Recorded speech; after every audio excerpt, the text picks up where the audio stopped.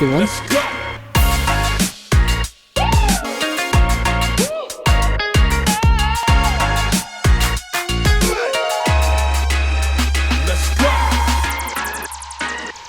G'day guys, welcome to the next episode of the Two Red Chairs podcast. I'm Frank, and with me today is a very special guest. Following up from my last special guest, I'm keeping this special guest rolling here, and it's Michal Janda, all the way from America. Michael, how are you doing, sir? Hey, I'm so good. Happy to be on your new podcast. It's awesome. Yeah. Podcasts are going crazy now. Now you've got one now too as well with Tom Ross, which is exciting. Mine drops in a couple weeks, so I'm super excited about it. Looking forward to it. I think Tom Ross needs to make 3 more podcasts just to outdo real. Everybody. My plan is that our podcast takes off so big that he dumps his other ones and goes all in on ours. I like it. Yeah.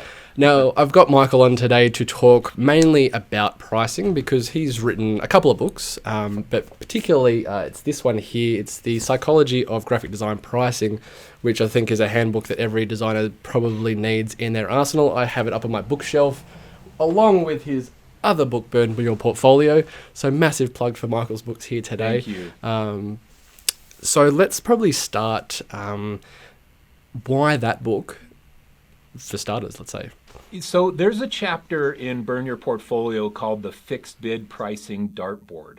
And it's just like a page and a half. And it basically, the idea that I learned about 5 years into my agency is that I felt like I was just throwing a dart at the board when I was pricing a project. I was like, well, that feels good. And you throw in whatever number it hits on is what I would choose. And over time, I started to realize that what I was really doing was weighing these 3 different variables. And one of the variables is what it costs me to do the work, or my production cost. Another variable was the market value, or what the expected cost was from the client because of what other people are charging. And then the other one was what the client's budget was, like how much do they actually have to spend. And the dart that I was throwing at the board was really weighing into consideration these 3 variables. So it wasn't just some arbitrary, am I going to charge 500 or 5,000? Throwing the dart at the board was more, am I going to be $2,500, $2,750, or $3,000 for this project? And where's my green light number in that? So I wrote this chapter in Burn Your Portfolio, and I had always wanted to expand on this idea and give more tangible takeaway, more tangible, actionable process on how you go through this mentally. And so I started last summer, or I guess it's 2 summers ago now, summer of 2018, I started to build that into what was going to be a blog post. I thought, I'll just go and take this idea and I'll build it into, a 2-page blog post or something like that. That'll be sufficient. Yeah.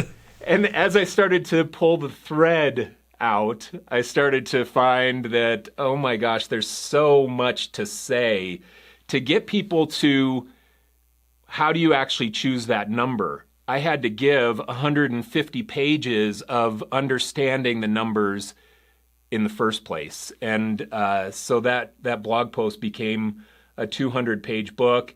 And then it got so complicated in just words that I thought, I've got to simplify this.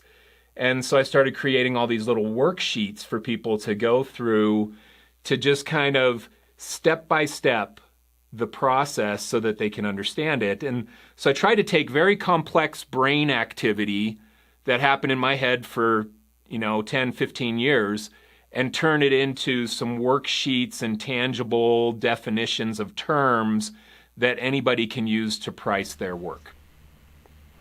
It's definitely very actionable. I think that's probably the big thing about you, Michael, with especially your content, let's say on Instagram, where you see a lot of content there where it's kind of a little bit of fluff here and there, but the stuff that I guess you put out more times than not is some serious actionable stuff. And you can see that's where it's come from your books, where you're not regurgitating, but putting it into a more distilled element, which is, fantastic. So it's like a cyborg kind of approach. That's mostly what it is. You can call it like it is. It is definitely, when I start going analytical, It is very cyborg style. So yeah.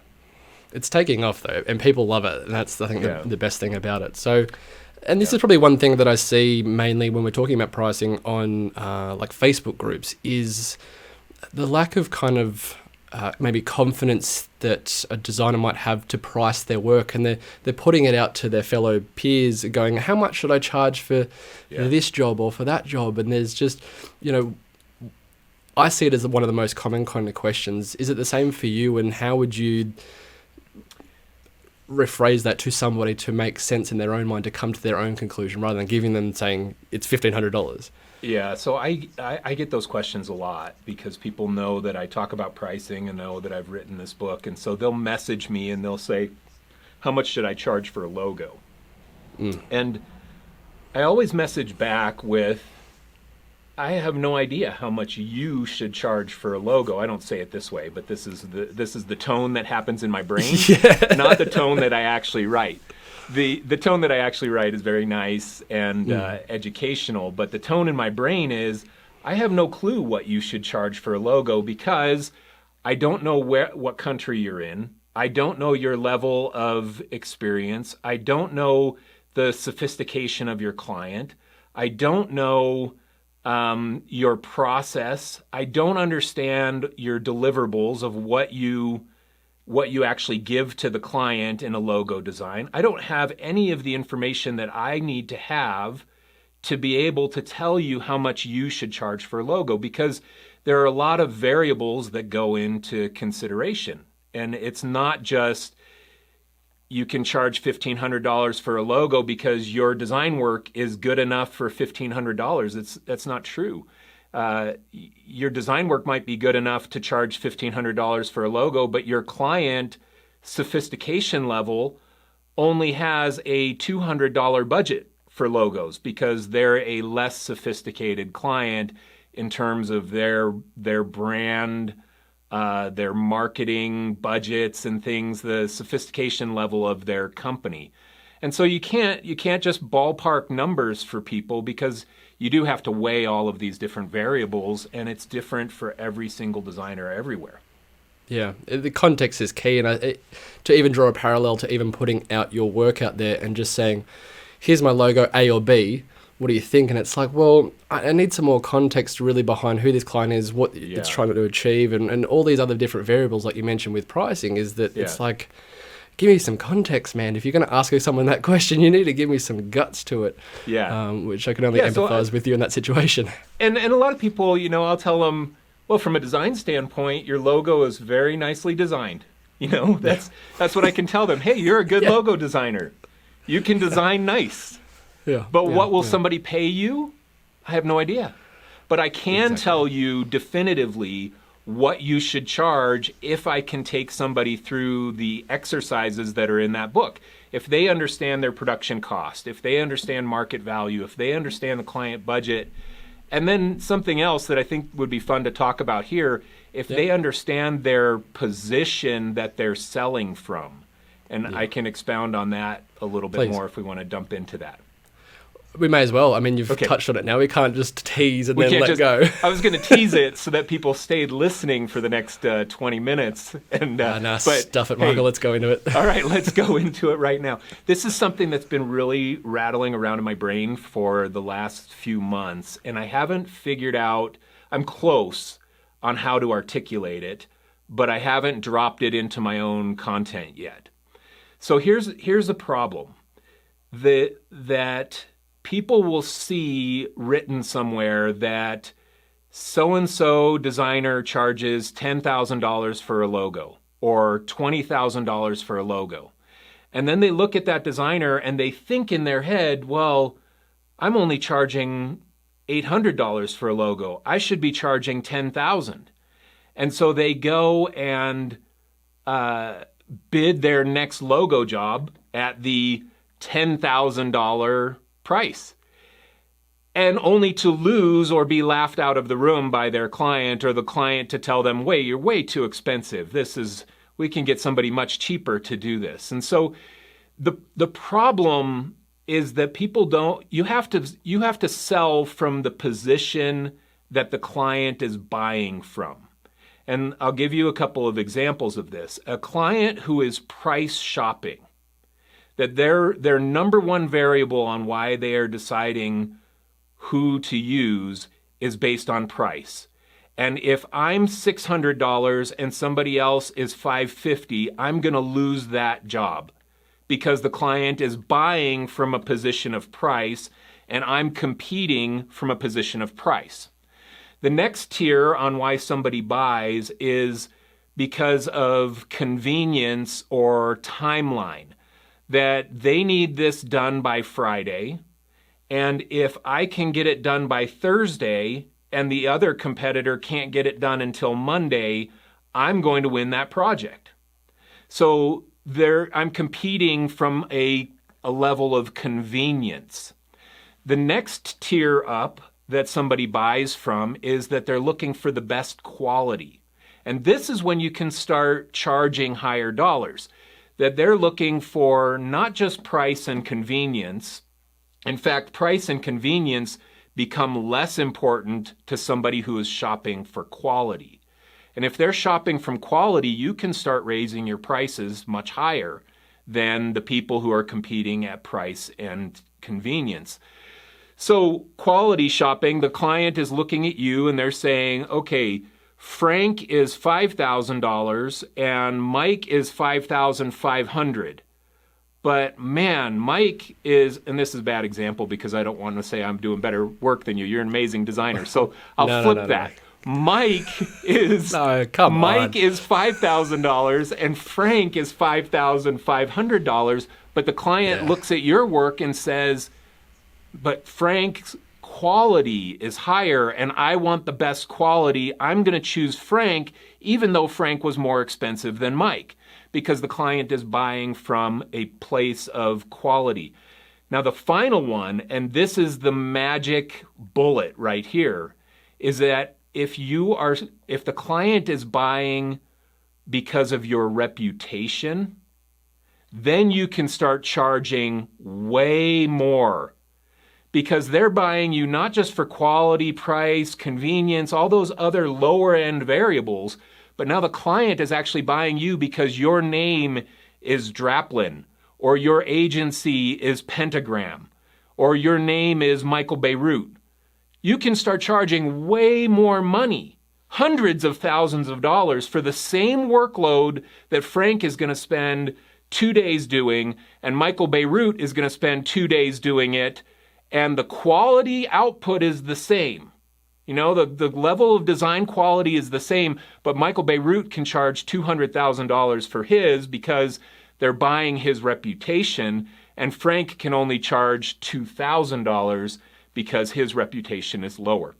And this is the big misunderstanding in pricing, where people don't understand why their client is shopping for this purchase in the first place. And it makes a massive difference in how you can price your work. So the next time you hear somebody saying you should charge $20,000 for logos and you feel bad because you're only able to charge $500, you've got to realize that the person charging $20,000 is selling from a place of reputation and not just competing on price. Yeah.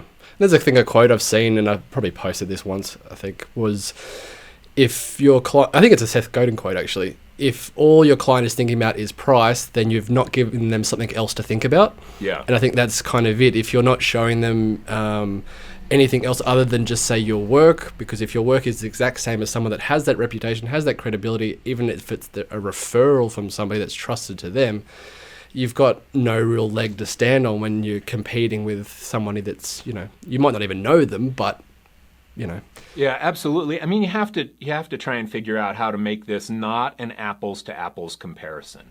Correct. And so in this sales process, if the client is shopping for price, that's their number one variable is the price.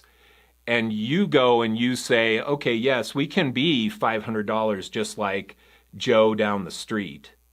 But you know what? For $3,000, we're going to do the strategy engagement, and we're going to do this, and we're going to start to do a brand management for the first month for free. You start to give them more and up the quality of your deliverable, and it costs them more, but now you're not apples to apples anymore. You're not just at the same level playing field as Joe down the street. So I think that there's something really, in what you said that's super, super valuable for people to consider. Yeah. So I guess that probably goes in towards market value, which is a big chapter of your recent book, the Pricing Psychology book. So, to know what's an acceptable amount to charge, as you've said, based on your experience and let's say notoriety or credibility or whatever it is, but then also things like geographic location as well. And is there anything sort of further that you could touch on about that sort of market value, or how to really break that down to come to a number that works for you? Okay, so let's define market value. Market value is the amount that something can get in the marketplace. And let's take it's the amount that somebody is willing to pay for X thing. So take, for example, the new iPhone Pro Max just came out. And Apple, look at Apple in general. You go back a few years ago, and the premium level of Apple products was higher than what it is now.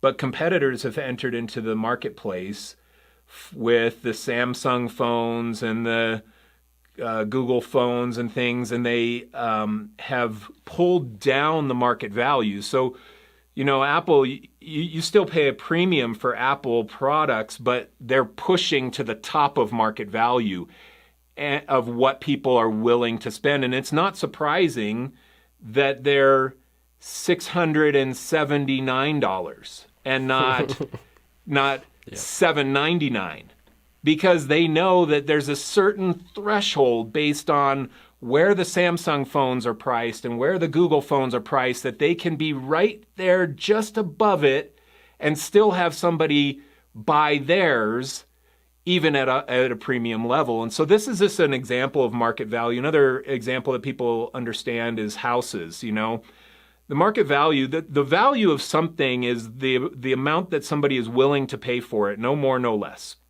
So you can walk around all day long and say your house is worth $300,000, but if you can only get a buyer to give you $275,000, then your estimation that your house is worth $300,000, it means nothing, because your house is actually worth $275,000 because that's all that somebody will pay you for it. The market value is their willingness to pay. Now, in design, this same logic applies. We still have market value, and it's different for every single client, every single geographic location, every single level of experience or size of your business. It changes all the time. And so it's kind of a hard number to pin down. But let's say market value. I'll give you an example in the design world of where market value prices were driven down. Back in the early days of my agency, I started my agency in 2002, and for the first 6, 7, 8 years, we were let's say 8 years, we were cranking a ton of brochure websites, and they would be $5 to $12,000 a piece. And we were just cranking out these 3 to 5 page brochure sites about the company, homepage kind of thing, because everybody needed that. And then all of a sudden, Facebook shows up and has a Facebook page for business. And that's free. And not only is it free, it's sufficient for most of these companies that were buying a brochure website. And then emerging on the scene is Squarespace, which now you can get a nicely designed website for $50 a month instead of $10,000 to buy it from an agency to code it. And so the market value of these brochure websites got driven way down because people could get alternate options for cheaper or free.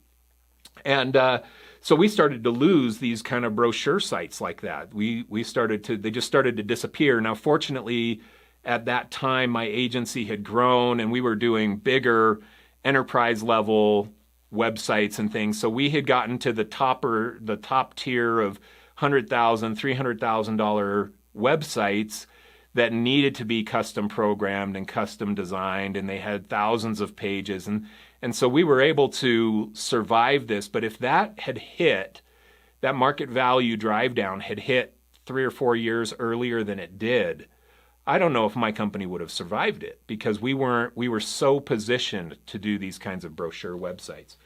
So this is just a long-winded way of helping people hopefully understand market value and where it comes from.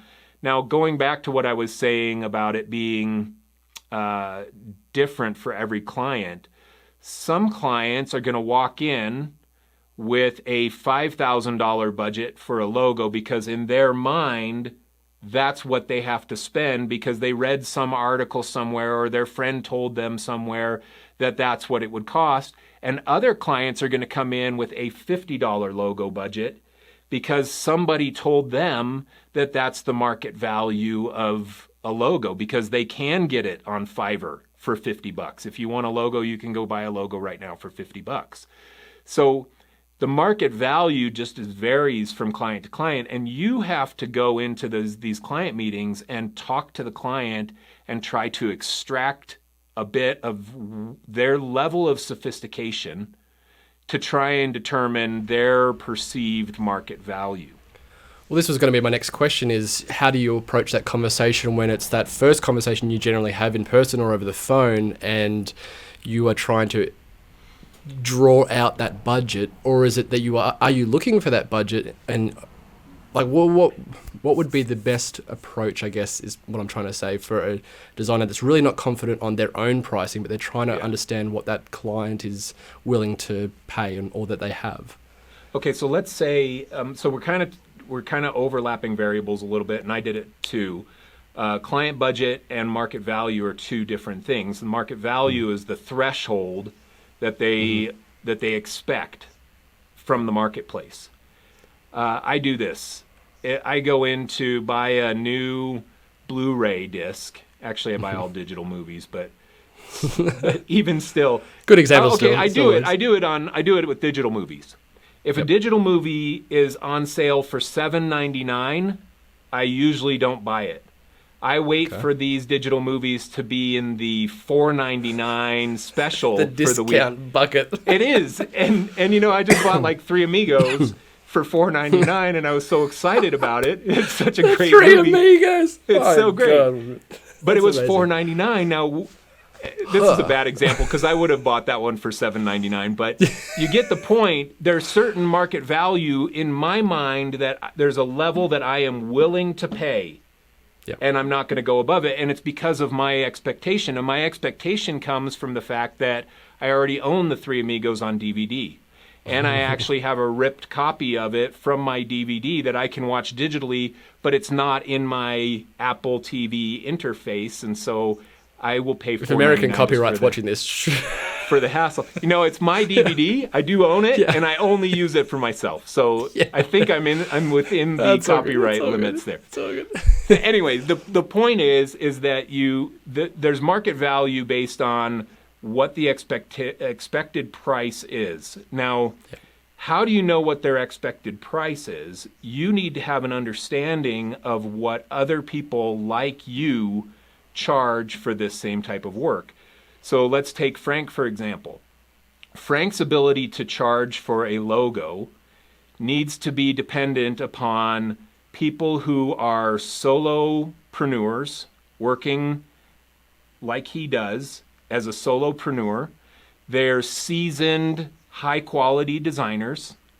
They're based in Australia and not the Philippines and not India and not New York City.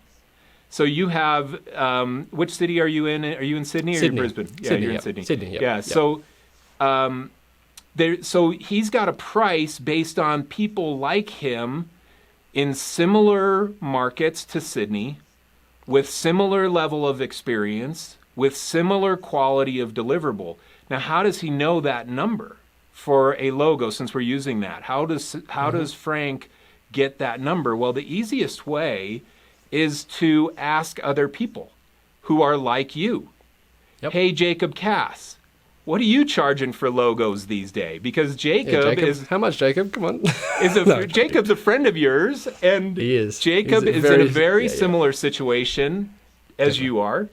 And apart from having worked with some seriously big clients in his own thing. Is a quality of design. Yeah, there's a quality of design, same level of experience, same structure of business. So there are a lot of similarities. Mm-hmm. Yeah. So you can ask people like you. So you take Jacob, and then you take Delphi, and then you take a few other people that you know in a similar area to you, and you find out all their prices, and you find out that Jacob's charging $8,000 for a logo, and you're charging $4,000, and Delphi's charging $5,000, and so-and-so's charging $7,000, and Joe is charging $6,000, and you make a hybrid of those numbers.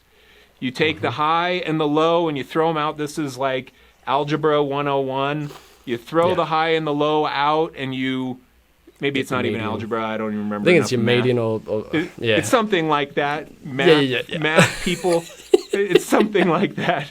But you throw out the high and the low, and then you average the ones in the middle, and you come up with, this is the market value of where I can charge for a logo. And let's just say that it's $4,300 is the mean on that. Now you know when a client comes to you, and they say, hey, Frank, I have a budget of $2,000 for a logo. You know in your head, good luck getting that, because I know that the market value is higher than $2,000 for a logo for people like me. Like me. Yeah. Exactly. And so this is kind of the work that has to be done. You got to talk to people. You got to talk to people like you. You can look at industry surveys. You can look at the Graphic Artists Guild Handbook of Pricing and Ethical Guidelines. It's a great book everybody should have. And you can kind of start to understand those numbers. Another place to understand those numbers from is tracking your win-loss. And you bid 12 logos last year, and you won 8 of them, and the average price of the logos you won was $4,000, and you lost 4 of them, and the average price of the 4 that you lost was $6,000. Now you have some of your own personal experience that starts to help you understand the market value, that clients will buy up to this threshold from me, but they're dropping out at the higher threshold, at those higher price points. And you can start to see from your win-loss record what that number is for every type of project that you do. And it takes a little bit of homework, and designers by nature are not good at this because they don't think like cyborg like I think, and so they don't track it and they don't do it. And but you've got to do it. You got to start doing it to understand those numbers. Yeah, it's definitely that level of business acumen, but it's still, like, if you're going into it now as a designer and not feeling that confidence, I think that from something that I've learned in only 18 months of doing this myself, I'm still such a newbie at it. It's just time to understand what it is that you offer and then be comfortable in your own shoes and understand what everyone else is kind of doing around you. And then at the same respect, like you've said earlier towards the start of the podcast, that if someone is charging that $20,000 and you're like, how do I price something that is $20,000? It seems like such a stretch. Yeah. You need to be first pricing something at $5,000 first. If you're only at $500 and you're trying to get to $20,000, it's a big hurdle. Yeah. If you've not got to 5 and then to 10 and then having these little stepping stones or mountains to climb to get to that point, it's kind of unrealistic, which I think is kind of a very possibly damaging to your ego and your confidence if you're being told you should be your work is worth this. It's like, yeah, that's all well and good, but I've never found the right client to charge this or have the work to show that it really that it is worth that, or have a solid process and system that gives someone that quality of what is worth $20,000, or have the reputation. If you're such a new starter that you've only been in business for a year, you can't, I don't think, expect to charge $20,000 for a logo job just because someone else that is the same age as you and same level of quality. I think it's just so unrealistic, and I see so many people go, "Ugh." Yeah, so true, and so important. You have to get a sense of where you are in your business to be able to price things. And this may sound a little disheartening to some designers because they just want to open up a book that says, if you are here, then charge this for your logo. If this, a little chart that says your expertise is here, your level of your experience level is here, your client is here, and then it spits out the number for you. But it's never going to be that easy. I can tell you that after bidding more than 2,000 or 3,000 projects over the course of my agency life, that you start to develop an intuition that requires no formula and no calculation to be able to know where to price your work.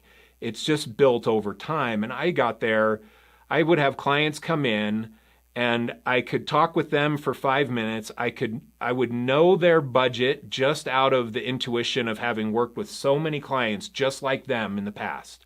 I would know the market value because I knew all my competitors and I knew where they were charging for things, and I knew the state of my business and how we were perceived in the marketplace and our reputation level and all those things that go into the factoring in to the market value. And then I would know how much it's going to cost me to make this without even asking my team, how many hours are you going to spend on this or that? I knew how long things took. I knew how much my costs were, and all these variables were just internalized so much that I just had developed an intuition for pricing where I would know, okay, the client's not going to greenlight. If we're at 67 grand on this, they're not going to greenlight, but if we're at 62, I bet we land it. I can't count the number of conversations I had like that with our bid writer.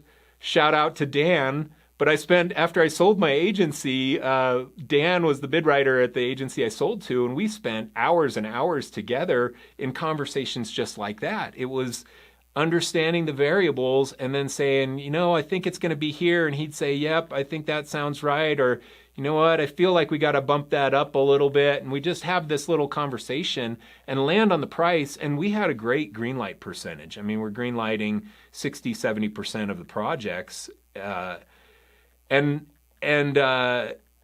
you don't want to green light more than that, because if you're green lighting 100% of your projects, you're probably too cheap. You're gonna die. Yeah. Or that, as well. Yeah. Or you won't have enough bandwidth to get it all done. Yeah. So you do want to price. You do want to up that price when you can too. So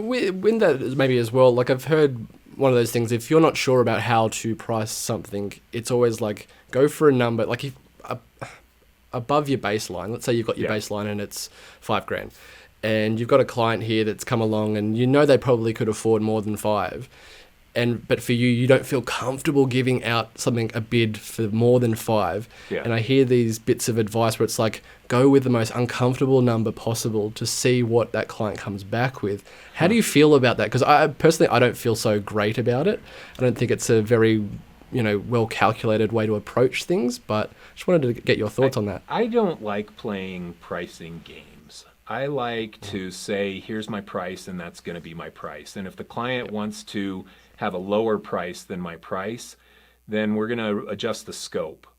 I also don't believe in gouging the client. For every nickel I can get out of them, I believe in charging fair market value, not necessarily trying to, bleed out my client. I believe in win-win client-vendor relationships, that if I can be 15 grand and make a 5 grand profit on this project, even though their budget was 17 grand, I'm going to be happy doing that because the client's saving 2 grand on their budget and they're probably going to come back to me for more work afterwards to spend that extra $2,000. So I don't believe in kind of maxing out the client's budget in my price to make it just as high as I possibly can. I don't believe in those kinds of games. And a lot of people play those kinds of pricing games, and I'm not a fan of them. The one variable that you can never go below is the production cost. You have to know what it is going to cost you to make this, and then never price below that, and price it with a healthy profit on top of that production cost. So this is the one variable we kind of glossed over that half my book is probably about this one variable, helping people understand their cost to do business. And we can just take an easy calculation and say, if you were making $60,000 a year at your salaried job, you divide that by 2,080 hours, and that gives you your hourly rate. And that's just the easiest math way. And now that's not the recommended way. And I'm just looking. Yeah, we'd kind of, I think I'd sort of touched on that with the post a few weeks back, where it was taking what you need to, well, after you've done your personal expenses, let's say, if you're a solopreneur and you want to be able to understand that, break down that hourly rate value for yourself. And that's generally an internal rate. Yeah. Where you're not having to say, you never this tell is my hourly rate, Mr. Client. Mm-hmm. Yeah. And I think the calculation that I had was if it was $100,000, you divide that by, I think it was 48 weeks in a year. So if you give yourself a 4-week buffer in a year, and then dividing that down from there, and you get your hourly rate there, which is the simplest way I have come to understand my own pricing. Yeah. I don't know where I saw it, but you have a very similar, approach to it, which is great. So I know I'm on track. Yeah. So the way that works, and that's good. So 48 weeks is 1,920 hours.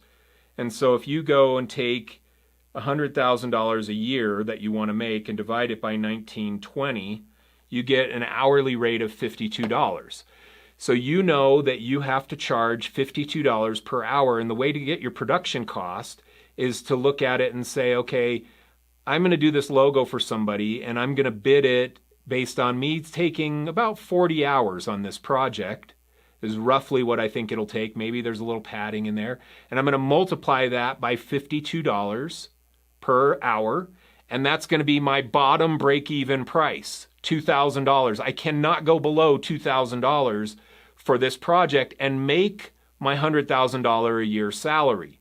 I can't do it. And so mentally you go into your price thinking $2,000 is my bottom, and I want to bid that with a profit. And I'm going to say I want to have a 50% profit on this project. So $2,000 is my cost. I'm going to add a 50% profit, which is another $1,000, and my price to the client is going to be $3,000 for something that's going to take me 40 hours to do. And that's how you can go, if you're just getting started, you can price everything based off of that simple formula, just pricing it based off of production costs, not worrying about the client's budget or their perception of market value or what Jacob Cass charges for this or that. Doesn't matter. None of that matters. You can price and be profitable based on just knowing your cost to produce the work. That's the way I kind of like it, because it stays you kind of feel like you're then staying in your own lane and you're not having to worry about what everyone else is doing. I think that's, from my own point of view, I'd rather stick to my own guns and be comfortable in my own shoes kind of thing without having to feel like I need to wear someone else's dress or pants or, or whatever it is. Yeah, or do things their way. So it is the variable that you control the most, for sure. I mean, and if you're not winning projects because you're bidding it at $3,000, then you may need to look at your production cost and think to yourself, maybe me asking for $100,000 a year salary as my metric that I'm calculating this off of, maybe I'm not seasoned enough to get that. Maybe I've got to reduce that. Or if you're winning every project, then you also need to think, you know what, my my salary probably is way higher because I'm winning everything basing on my pricing on this production cost variable like this. And so you can play with that, looking at your own cost to do business and what your profit margin is, and kind of track. And I said this earlier, but track your win-loss. Man, if you're in business, get a spreadsheet and put every proposal that you submit and have two columns, won and lost, and then a notes column next to it. You have to have this. And then you put in every single... Put it on your forehead or whatever. Yeah, you got to have it. You got to have it. You got to start tracking this data, because you need to know your win-loss percentage. You need to know your price per project. You got to understand these numbers because it tells you the story in the future of where you should be pricing your work.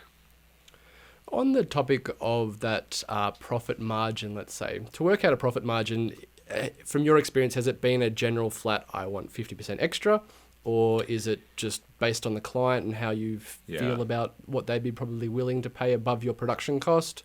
It's a great question. And you do weigh in... I never priced anything based on my production cost. For the most part, I was weighing market value and client budget. And the only reason I would calculate my production cost is to ensure that I never went below it. So going back to this example, if I know it's going to cost me $2,000 to produce this based on my $100,000, $52 per hour rate that we talked about, then I'm never going to go below that. So now if the client comes to me and says, hey, I have a $1,700 budget for this, I can say to the client, sorry, that's not going to work out for me. And this is where the subtitle of the book comes from, Price Creative Work with Confidence. And you get the confidence by understanding these numbers.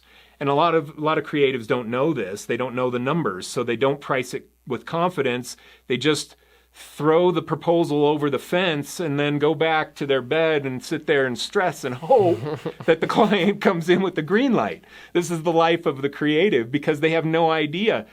But I know that if I throw my $2,500 price over the wall and the client only has a $1,700 budget, I know that I don't care if they greenlight it or not, because I know that if I have to drop to their budget price, that I'm going to lose money on it, and it is bad business for me to lose money, so I'm not going to do it. So you calculate that production cost just so that you never go lower than that if the client comes in with some wonky budget on their thing. Now, to give people a tangible metric of where should you price your profitability if you are calculating based on your production cost alone, 30% I think is the very bottom that you should ever do a project for a 30% profit margin. I don't think that there's any reason to be less than 30% profit margin. So if you calculate that it's going to take you $1,000 of production costs, then you're going to charge the client at minimum $1,300 for that project. And then it goes up from there. And if you are making double or triple, like it's going to take you $1,000 of production costs, but you can charge the client $4,000 for this, pat yourself on the back, because if the client greenlights that, then their perception of market value, of your market value, is that this is worth $4,000 to them to have you do it. And you can price based on their perceived market value of the work. And you should never feel bad about that either. I had projects that were just massive wins like that. And it's because our cost to build it, because of the way I structured the business and the team we had and the capabilities we had in place, we could crank something out, but the market value was way higher than what our cost to build this was. So you have some that are just huge wins, and you should be happy about that. Never feel bad about it. Never feel bad about your profit. Never, ever. And that's something tough designers sometimes do. They feel bad. Yeah. You feel a bit shit when you're like,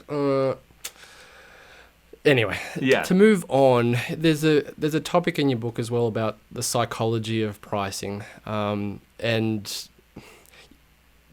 to many designers, I think the psychology part could go into things like price anchoring and all these different kind of variables of how to approach that conversation with a client to present them a number that maybe gets them up to the higher value Yeah. solution Yeah. over the lower value solution. So what is your kind of go-to suggestion of or hot tip to price yourself with the best to your best ability for that client to realize that your value is what it is when they're thinking in their mind it's worth $500, but your level of production value plus profit is at 5,000. Yeah. So, okay, there are a couple techniques that I use. Number one that I find very effective is walking the client through the process. That the client comes in and they say, I have $500 budget, can you design a logo for me? And I say to the client, oof, $500, I'd be careful about anybody who's going to do a logo for you for $500 at our level of expertise. And then they start thinking, whoa, that's weird. I should be worried about my budget. And then they think that, they don't say it. And then I say to them, yeah, in order to design a logo for you, we have to do a little bit of strategy work at the start. We have to understand who your target audience is. We have to understand where your product is positioned in the marketplace. We have to understand who your competitors are. We have to understand these variables, and that's a strategy process that we take you through. And then after we do this strategy process, then we go in and we do the logo design, which is what you're trying to buy. And then we give you, on top of the logo design, we give you a style guide or a brand manual that details all the logo and the colors and everything, because you really have to have that in order to be able to be consistent with your logo moving forward. So we give you a full package, and it's not $500 to get all of these things. You can get a $500 logo from Fiverr, but it's not going to serve your business as well as spending a little bit more and doing this work. So I would take them through that process a little bit, and then I would say something like this, and this is the term price anchoring. I would say something like this. I would say, and you know, I know what people charge for this. Like Frank in Sydney will charge you $20,000 for this type of work. And then I let that price anchor sit there for a second.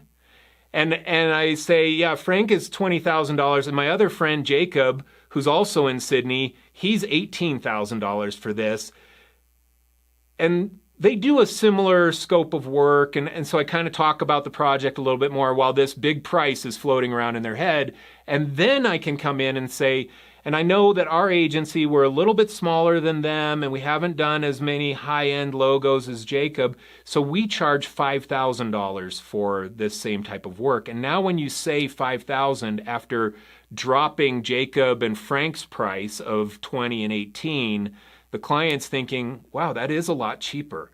And then the client's thinking, this is a psychological game that is in sales. You'll find it in every sales book that's ever been written. But you've anchored the price high, and then you come in and give them your price, which is lower, even though it's much higher than their budget price originally. You've walked them through your process so they see a bigger engagement and bigger value, and you price anchored them from super high numbers down to a more manageable number, and then you're in a completely different conversation. And going back to what we were talking about before too, apples to apples comparison, you're not being compared with the Fiverr designer anymore because they know that your scope and your strategy behind the work and the process is much bigger. So you're changing this to an apples to oranges comparison, and you've also changed it from an apples to orange comparison between me and Jacob and me and Frank, because now I'm way cheaper. They didn't have to get a price from Frank to know that he's going to gouge them for every nickel they ever earned. They know that I'm going to be cheaper than him because I anchored using Frank. So there are a couple little salesy tricks like that you can do to up the price of your work. Or even if you had your own 3 different prices, let's say you had your one that goes beyond their needs, which is like the gold, platinum, standard, the one that you think would fit them best, and then one that probably meets their budget maybe for a little bit more than what their budget is. I love that. But you give them a lower kind of deliverable, let's say. Yeah. So that's a strategy called price bracketing, and it's a similar type of thing. I mean, it has The high package is the anchor price, and it makes the lower packages look smaller. And this is done all the time, everywhere. Even McDonald's does this when you go and shop off the menu. You're going to see the price anchoring or your price bracketing there. That's a great point, Frank. So the way to do that is to come to the client. So you could have that same conversation I just had, but then at the end you say, "Now, client, I know that your budget is $500, and I know that our premium package that we usually do, the engagement that I told you is $5,000. Why don't we come back to you with 3 different engagement options?" Engagement options number 1 is going to be, we're going to get as close as we can to your budget, but still have it make sense for us to do business. We really want to work with you. We're going to try and get as close to that number as we can. And then the client's thinking, okay, good, yeah, good. And then you say, and then we're going to give you one that's kind of a middle tier that maybe we'll do a little bit of the strategy work that you need, and we'll give you a logo manual, not a whole brand manual, but just a logo one sheet.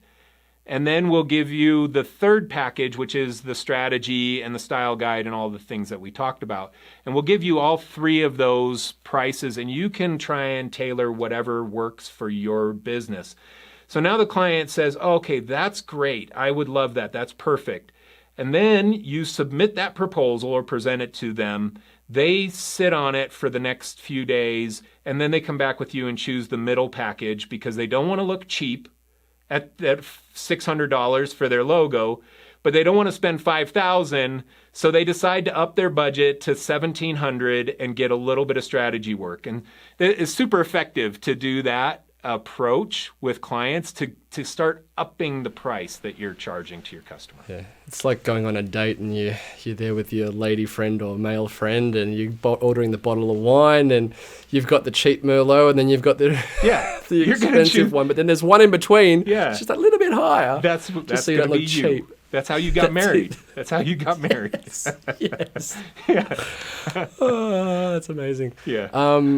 For you, Michael, to leave us with, if we haven't covered anything at the moment that you think was a good little tidbit that you could leave someone with for either presenting your price effectively or to come up with your price effectively or be confident in your pricing, what would that little bit of gold nugget to end with be? Okay, the gold nugget is you got to know your numbers. So write these numbers down on a piece of paper. If nothing else, get them visual where you can see them before you choose whatever number it's going to be.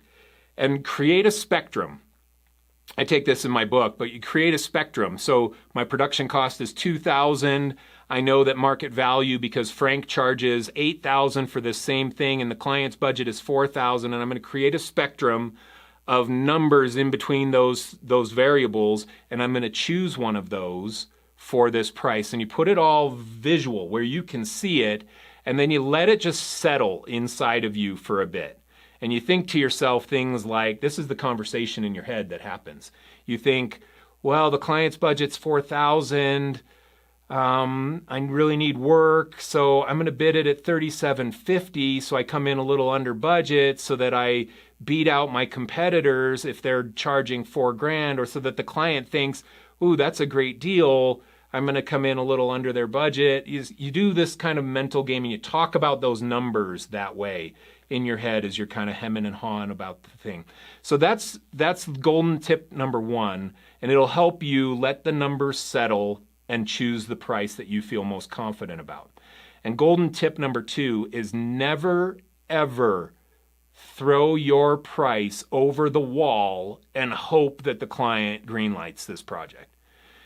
Present your proposal and present your price to the client. Don't just have a discovery meeting, talk to them about the scope, and then tell them something like, oh, I'll email you the proposal tomorrow. And then email and you click send and you hope for the best. You are not going to greenlight enough work this way. You've got to present the proposal. So when you present a proposal, you talk the client through the scope, you talk them through all the pages, and you end on this price that is the decider for a lot of clients is this price. But you've got to walk them through that proposal in person or through a Zoom call or something. Yeah. I've learned that the hard way, where you sit on it and you don't hear back from them. You become an absolute desperado where you've not confirmed if that price works for them. So now it's like I don't go off a phone call unless I've said the prices that are involved. That's good and too. Get their gauge on it.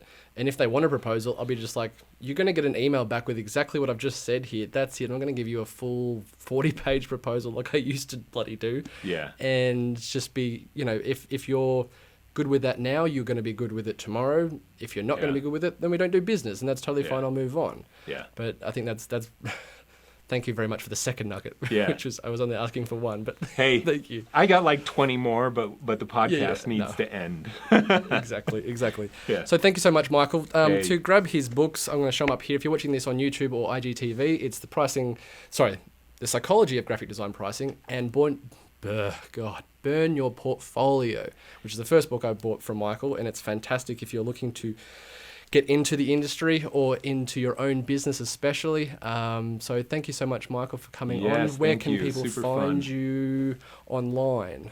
At More Janda on every social channel, and michaeljanda.com, my website. Amazing. All right, guys, thank you so much for watching here on YouTube, IGTV, or listening on all the different podcast channels that this thing is on. And we'll see you in the next episode. Cheers. All right, thank you.